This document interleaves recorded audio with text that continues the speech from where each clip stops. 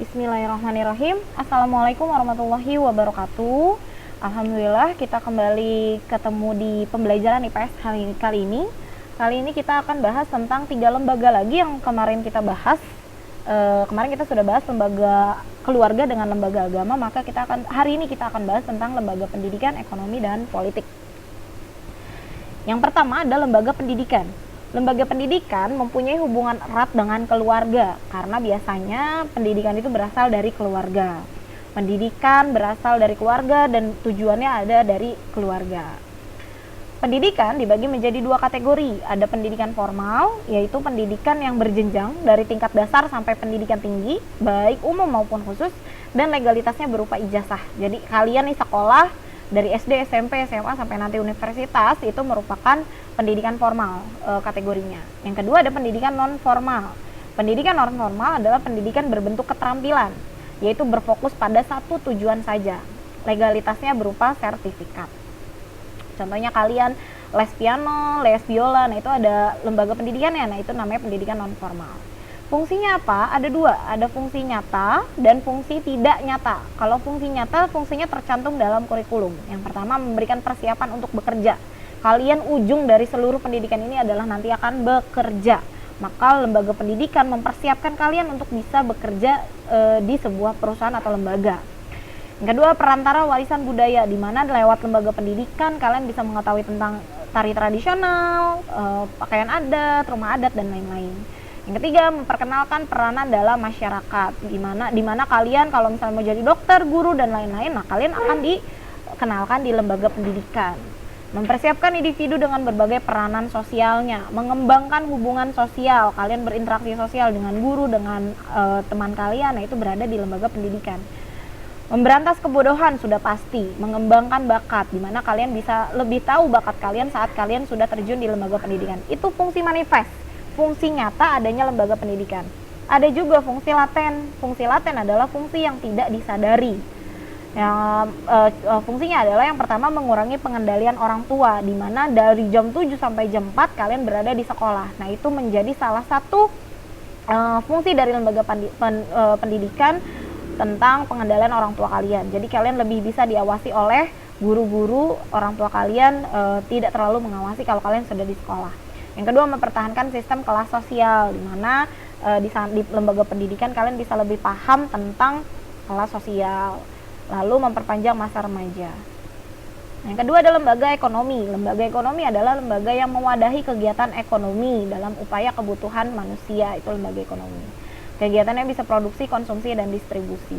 Fungsinya memberikan pedoman pertukaran barang, mendapatkan bahan pangan, pedoman tata cara pengupahan, pedoman menggunakan tenaga kerja, pedoman tentang harga jual beli, pedoman tentang pemutusan hubungan tenaga kerja. Itu lembaga ekonomi yang punya pekerjaan. Nah, lembaga ekonomi ada apa saja? Ada badan usaha dan perusahaan. Kalau badan usaha, kesatuan yuridis ekonomis dari faktor-faktor produksi yang bertujuan untuk mencari keuntungan dan memberikan layanan kepada masyarakat. Itu badan usaha. Terus jenis-jenisnya apa saja? Yang pertama ada koperasi, badan usaha yang beranggotakan orang perorangan berasas kekeluargaan. Landasannya Pancasila dan undang-undang. Tujuannya mensejahterakan kesejahteraan anggota, memperkokoh perekonomian rakyat, dan mewujudkan pengembangan perekonomian nasional. Dimana kalau koperasi itu lingkupnya lebih sempit. Jadi yang disejahterakan adalah anggota-anggota yang masuk ke dalam sebuah badan usaha berupa koperasi. Yang kedua ada BUMN atau badan usaha milik negara, yang sebagian besarnya modalnya dimiliki oleh negara dan berasal dari kekayaan negara, itu BUMN. Tujuannya memberikan pelayanan kepada masyarakat. Jenis-jenis BUMN ada apa saja? Yang pertama ada perseroan terbatas. Perseroan terbatas ini modalnya lebih banyak dimodali oleh negara. 51%-nya modal dari persero atau perusahaan negara itu adalah dari negara. Contohnya PT Angkasa Pura, Pertamina, PLN. Nah, tapi modal lainnya bisa diberikan oleh kita sebagai masyarakat umum, bukan pemerintah, tapi lebih banyak negara yang punya modal. Perseroan terbuka. Nah, ini modalnya 50-50 sama negara. Kita bisa membeli perusahaan negara atau menyertakan modal kita. Kita orang kaya nih, kita pengen beli perusahaan negara, bisa lewat perseroan terbuka. Itu ada Bank Mandiri, Jasa Marga, Garuda Indonesia. Lewat apa belinya? Lewat perdagangan saham melalui pasar modal namanya. Yang ketiga ada perusahaan umum. Kalau ini perusahaannya udah negara yang punya modal, kita nggak bisa punya kita tidak bisa menyertakan modal seperti BUMN tadi dan yang kedua, perseroan tadi dan perseroan terbuka. Kalau Perum semuanya itu modalnya berasal dari negara. Tujuannya menyediakan barang atau jasa yang bermutu tinggi. Contohnya adalah percetakan uang Republik Indonesia. Modalnya seluruhnya adalah dari negara dan tidak bertujuan untuk mendapatkan keuntungan. Oke, badan usaha yang kedua, yang tadi pertama koperasi, kedua BUMN, ketiga adalah BUMS atau swasta. Kalau ini tidak ada sangkut pautnya dengan pemerintah, dimodalinya oleh perorangan atau kelompok. Faktornya, gimana caranya bisa bikin BUMS adalah punya modal, punya pemimpin, dan punya sistem pembagian hasil dan tanggung jawab. Ada apa jenis-jenisnya? Yang pertama ada perusahaan perseorangan. Kalau ini pengusaha yang punya. Jadi kalian misalnya pengen bikin sebuah bengkel, nah dari usaha kecil menengah, pengen bikin bengkel, pengen bikin laundry, rumah makan, nah itu merupakan namanya adalah perusahaan perseorangan, di mana yang punya modal dan yang bertanggung jawab penuh atas keberhasilan dari suatu perdagangan itu adalah pengusaha tersebut. Yang kedua ada firma. Firma adalah perusahaan antara dua orang atau lebih dengan nama bersama. Jadi ada nama bareng-barengnya gitu, tapi berasal dari dua orang. Nah, pendiriannya dilakukan di depan notaris dan ada aktenya. Modalnya ditanggung bersama lah, pokoknya semuanya bareng-bareng. Jadi ditanggung bareng-bareng.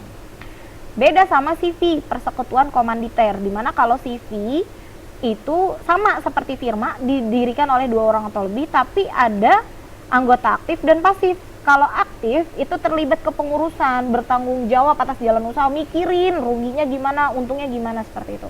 Tapi kalau pasif atau komanditer, sekutu komanditer hanya menyertakan modal, maka keuntungannya dibagi sesuai kesepakatan. Kalau cuma nanamin modal jadi anggota pasif segini, kalau jadi anggota aktif segini, misalnya seperti itu. Itu CV.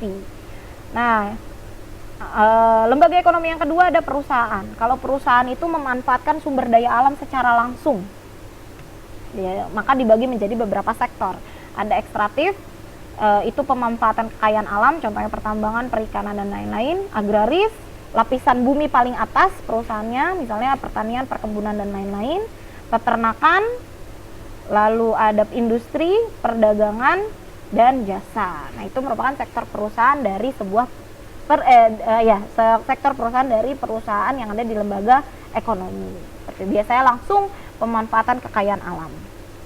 Dan yang terakhir ada lembaga politik. Lembaga politik adalah perangkat aturan dan status yang mengkhususkan diri pada pelaksanaan kekuasaan wewenang. Jadi yang ngatur kenegaraan, yang ngatur kemasyarakatan Indonesia adalah lembaga politik. Nah, ini ya fungsi-fungsinya. Ada apa saja di lembaga politik? Ada lembaga eksekutif. Lembaga eksekutif itu yang memiliki kekuasaan melaksanakan undang-undang, melaksanakan undang-undang. Itu presiden, wakil presiden, menteri-menteri. Nah, itu lembaga eksekutif namanya. Kalau lembaga legislatif yang bikin undang-undang, yang laksanain eksekutif, yang bikin legislatif. Legislatif itu MPR, DPR, DPD, maka disebut Majelis Perwakilan Rakyat. Jadi mereka tahu dulu rakyat ini lagi butuh apa, baru dibikin undang-undangnya. Nanti disahkan oleh lembaga eksekutif. Nah, lembaga yudikatif adalah yang memiliki kekuasaan mengadili pelanggaran undang-undang tersebut. Jadi, kalau undang-undangnya ada yang keluar jalur, nah lembaga yudikatif yang punya hak mengadili yang seperti itu. Nah, lembaga politik erat kaitannya dengan negara, maka negara dibagi menjadi dua. Ada negara kesatuan, ada negara federasi. Kalau negara kesatuan itu satu pemerintahan, satu lembaga, pokoknya satu gitu. Negaranya satu, pemerintahan satu, jadi kepala negaranya juga satu.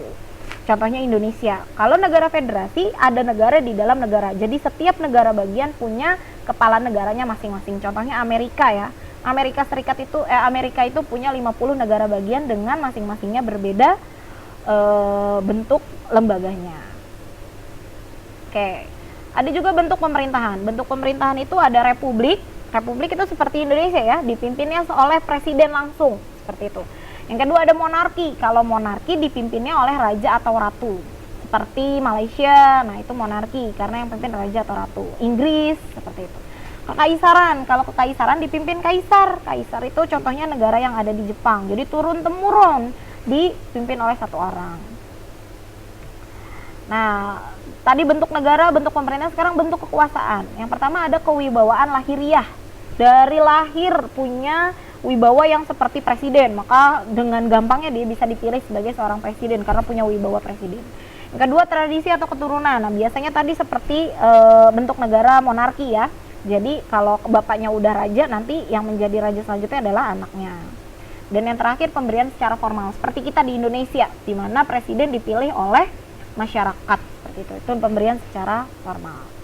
Alhamdulillah selesai. Itu 3 lembaga yang sudah kita bahas ya. Jadi pas ada 5 lembaga, lembaga ekonomi, lembaga pendidikan, lembaga politik, kemarin lembaga keluarga dan agama. Kita sudah selesai berarti materi tentang interaksi sosial. 2 bab sudah kita pelajari di IPS ini, maka nanti di penilaian harian dan semester 1 kalian akan ulangan dengan materi 2 materi tersebut, yaitu tentang geografi dan sosiologi. Nah, untuk interaksi sosial di bab kedua kita sudahi sampai di sini. Terima kasih atas kerjasama aktifnya. Setelah kalian menyimak video ini, tolong di komen di YouTube dan dicatat hal-hal penting yang harus kalian catat di buku catatan kalian untuk nantinya kalian bisa pelajari lagi di persiapan penilaian harian dan PAS. Terima kasih, dari Mesika cukup sekian. Wassalamualaikum warahmatullahi wabarakatuh.